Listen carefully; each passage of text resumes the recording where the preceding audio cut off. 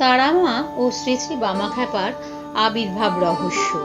ভারতের ভাগ্যাকাশে দুর্যোগের ঘনঘটা। বিদেশি আর বিধর্মীর অত্যাচারে গোটা দেশটা যখন ব্যস্ত হিন্দু ধর্মকে কলঙ্কিত করবার, হিন্দুর সত্তাকে বিলুপ্ত করবার জবন আর ম্লেচ্ছর দ্বিমুখী অভিযান, শাসক সম্প্রদায়ের হাতে অমানসিক নিপীড়ন, জোর করে ধর্মান্তরিতকরণ, সহায় সম্পত্তির অবাধ লুটপাট, হিন্দু নারীর সুচিতা নষ্ট করবার এক দূরপণে ও কলঙ্কের স্রোত বয়ে চলেছে সমস্ত দেশের জনজীবনের উপর দিয়ে। একদিকে জমিদারের উৎপীড়ন, অন্যদিকে শাসকের অত্যাচার, একদিকে জবন, অন্যদিকে ইংরাজ।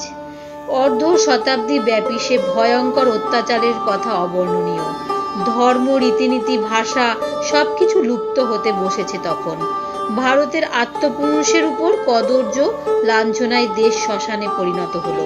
তার উপর দুর্ভিক্ষ, মহাপ্লাবন, মহামারীতে উজাড় হয়ে গেল দেশ।